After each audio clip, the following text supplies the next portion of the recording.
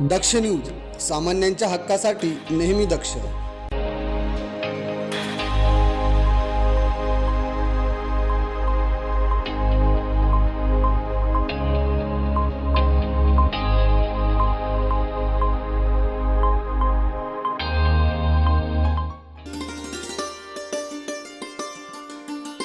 नाशिक महानगरपालिका सार्वत्रिक निवडणूक 2026ची रणधुमाळी जोरात सुरू झाली आहे. डोर टू डोर प्रचार, रॅली तसेच शक्ती प्रदर्शन यामुळे निवडणुकीत एक रंगत आली आहे. प्रभाग 11 मधील भाजप उमेदवार नितीन बाळा निगळ, मानसी योगेश शेवरे, सोनाली तुषार भंदुरे आणि सविता रवींद्र काळे यांचा प्रचार कार्यालयाचे उद्घाटन भाजपा प्रदेश महामंत्री विजय चौधरी तसेच आमदार सीमा हिरे यांच्या हस्ते फीत कापून करण्यात आले. यावेळी उपस्थित प्रमुख पाहुण्यांचा सत्कार करण्यात आला तर जोरदार घोषणाबाजीने परिसर दुमदुमून गेला होता. महानगरपालिकेची निवडणूक ही केवळ नगरसेवक निवडण्याची नाही तर येणाऱ्या सिंहस्थ कुंभमेळ्याच्या यशाची निवडणूक असल्याचं प्रतिपादन भाजपा प्रदेश महामंत्री विजय चौधरी यांनी केलं. तर देव, देश व धर्मासाठी भाजपच्या नगरसेवकांना निवडून द्या असं आवाहनही चौधरी यांनी केलं. एसटीची व्यवस्था केली लाडक्या बहिणीसाठी. आता जर नवऱ्यानं त्रास दिला तर ती म्हणते मी चालली माझ्या माहेरी.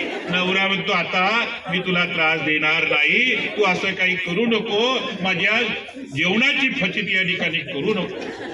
म्हणजे नवरा सुद्धा तुम्हाला त्रास देत नाही. जो नवरा पूर्वी तुम्हाला पैसे देत नव्हता तो तुमच्याकडे मागतोय. जो नवरा तुम्हाला त्रास देत होता तो आता तुमच्या विनवण्या करतोय. आमची ही विद्यार्थिनी कुठे गेली हे उभी आहेत बघा. यांचं शिक्षणाचा कोणी विचार केला का?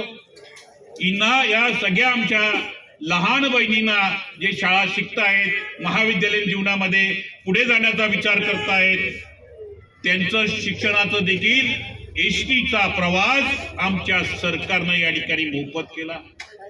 गोरगरीब आमचे अतिशय सामान्य नागरिक ज्यांच्यावर एखादी आजार व्हायचा, वेगवेगळ्या आजाराने ते त्रस्त असायचे, दुर्धर आजाराने ते व्यतीत असायचे, पैसे नसायचे, कष्टाचा घामाचा पैसा त्या आजारासाठी त्या ठिकाणी हॉस्पिटलला डॉक्टरला देण्यासाठी अपुरा पडायचा.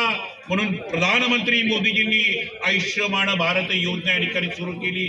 5 लाख पर्यंत या ठिकाणी उपचार या ठिकाणी मोफत केले.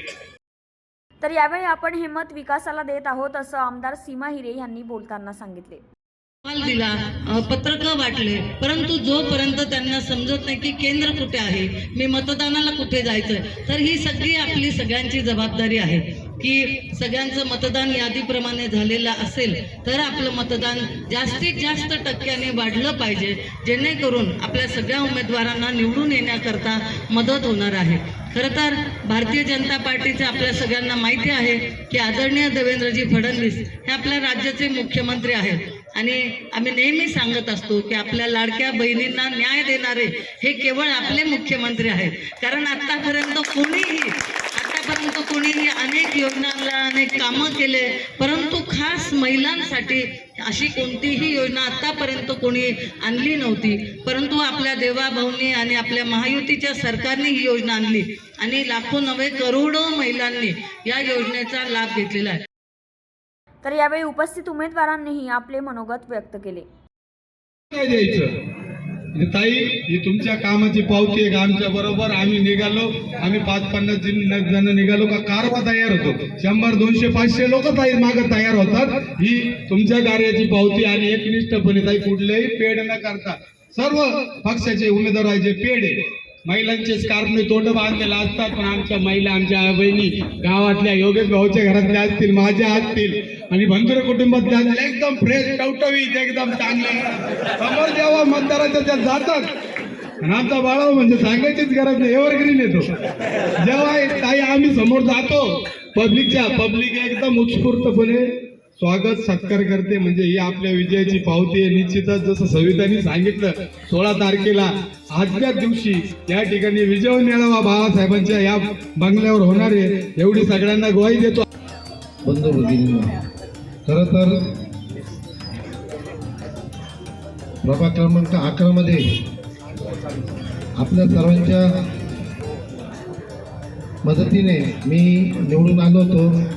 खरं तर बाळासाहेब निगळ बोलले तर खरंच